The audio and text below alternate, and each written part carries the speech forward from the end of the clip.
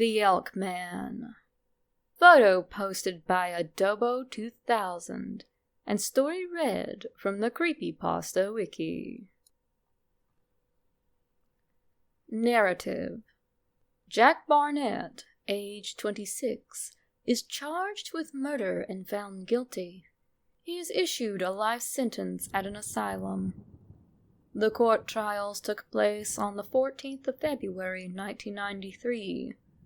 The incident took place on the 24th of December 1992. District of Columbia, Washington. Jack Barnett drives his pickup truck to a small ranch just outside the city. The farmhouse stood on a plain, surrounded by towering trees.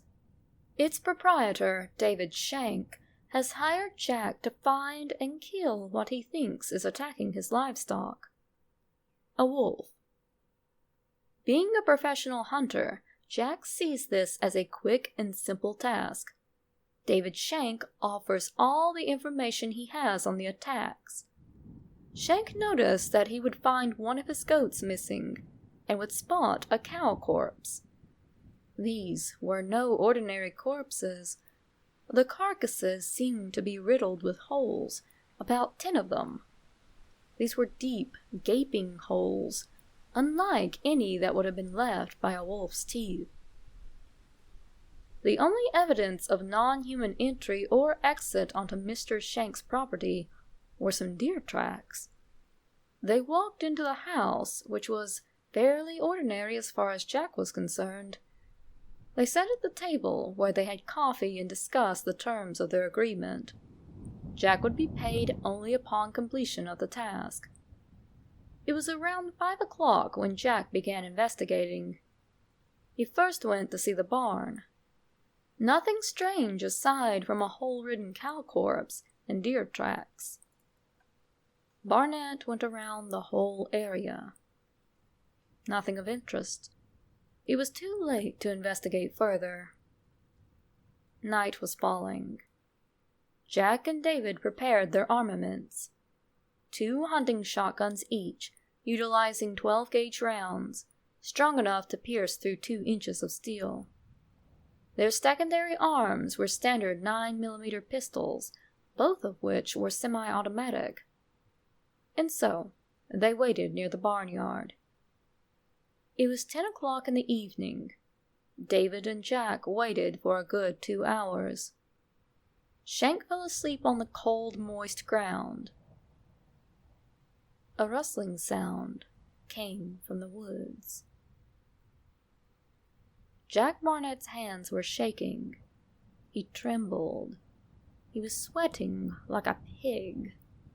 His forefinger inched toward the trigger of his shotgun.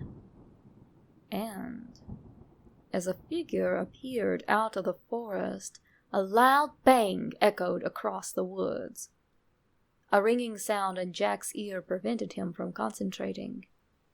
His head spun and his eyes watered, searching for something to make him relax. But what he found was far from relaxing. A half-dead, bloody deer with a red, gut-strewn paste hanging out of its place fell to the ground. As the creature twisted and jerked, Barnett passed out beside David, who surprisingly remained asleep even after the gunshot. Still dizzy from whatever happened, Jack Barnett rose from his slumber. The deer had now been dead for 3 hours. It was around 3 o'clock in the morning, and this living nightmare had just begun. Jack managed to prop himself up, with the help of the gun, of course. He placed his hand on David Shank's shoulder, shaking him slightly. The pair went over to the cornfield where Jack had investigated earlier.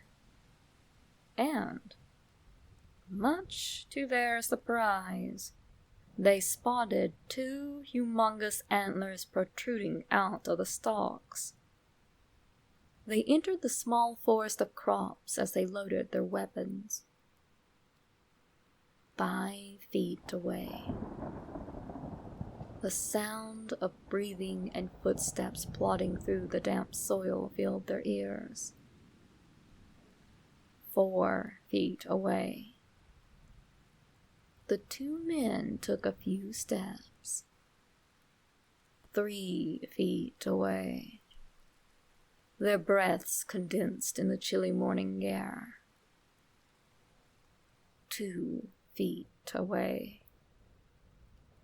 Jack was hyperventilating ever so quietly.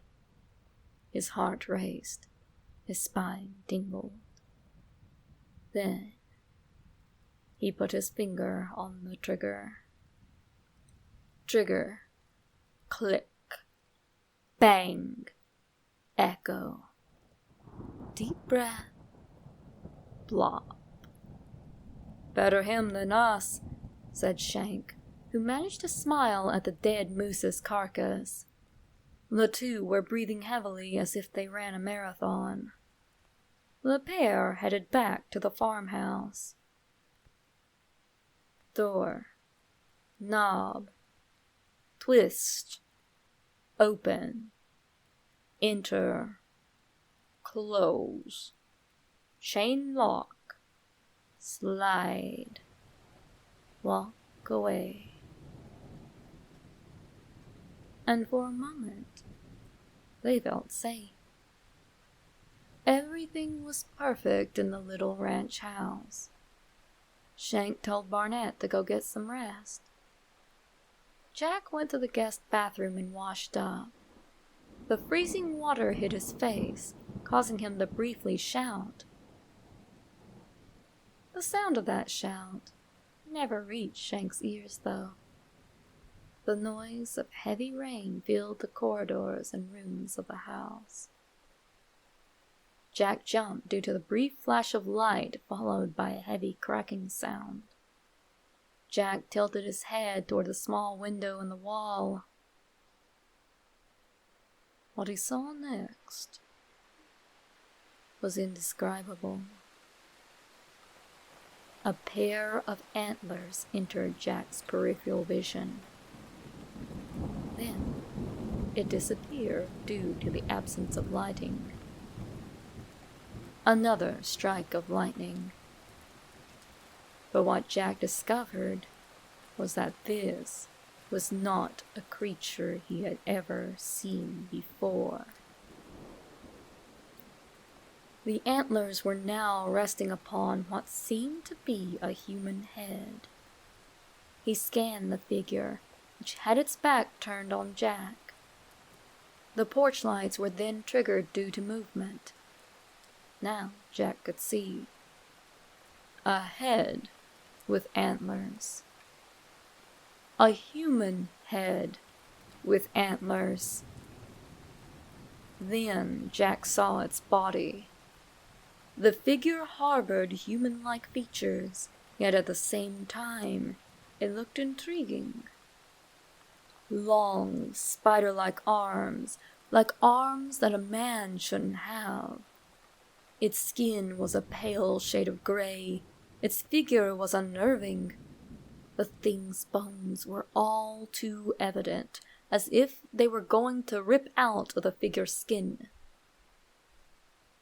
The legs. Jack had seen legs like these before, except that they were attached to the body of a deer. These legs were very long and slender. Its feet were hidden in the ground, if it had feet. Then the lights went out. Lightning. The figure was now closer to the window, still having its back turned. Darkness. Then light again. Jack froze. The thing was now looking into Jack. It was not just staring, it looked into him. Jack was frozen. He didn't stop staring back. Whether it was out of fear or awe, he stared. The eyes of that creature were dazzling in a horrifying sense. They were white as mist. This whiteness filled its eyes. Nothing but white. Its smile was most unnerving. It smiled in a way that looked wrong, as if its jaws were too small to hold this terrifying grin. Darkness. Light. The thing was gone. Jack fell to the floor and started breathing heavily.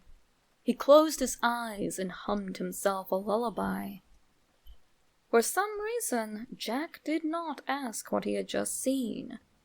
A sense of familiarity struck him. Jack put on a coat and went outside. He was now looking down at the deer tracks, and he followed them into the forest. What he found was shocking. The deer tracks morphed. Track by track, the hooves became hands.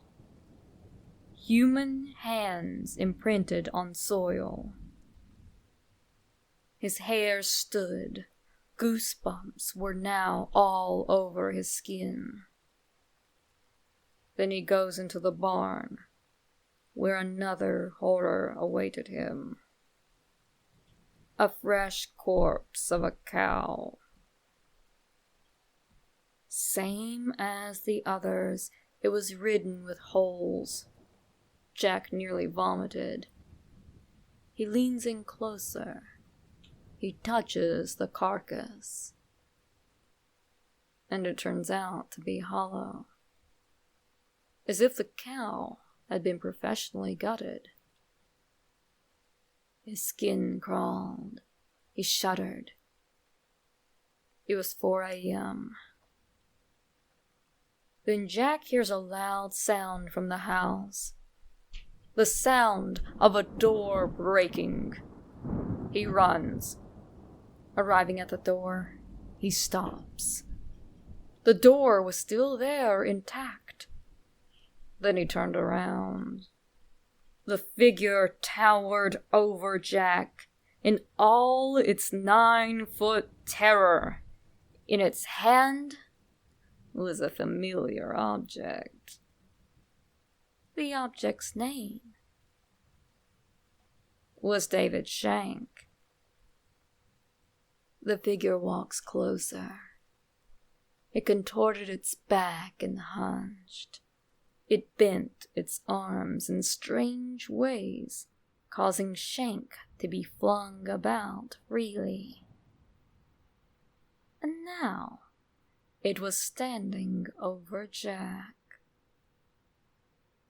It smiled. The smile that only it could make. Jack closed his eyes as the figure stood over him, unblinking, unmoving.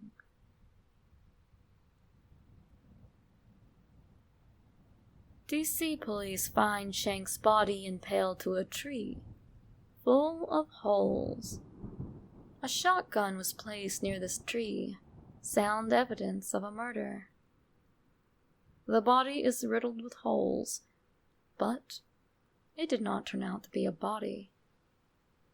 It was a piece of skin wrapped in clothing. The police find Barnett's fingerprints on the gun. In court, Jack claimed that it was not him. The only thing he said throughout the duration of the trials was, "He's going to come for you. All of you. One by one. Then he'll take me. The Elkman."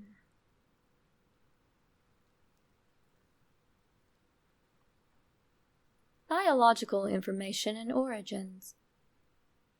Height, 9 feet 10 inches. Weight, unknown. Race, unknown. Eyes, white/black. End of information based on police files. Little is known about the Elkman today. It has only been seen once, and this sighting has been dismissed as a criminal delusion. Based on Jack Barnett's description, the Elkman had eyes that would shift from normal black pupil eyes into something completely white or pitch black. This suggests that the creature has an extremely high level of perception in terms of sight, considering it can even see. The limbs of the creature were described as bony and deer-like.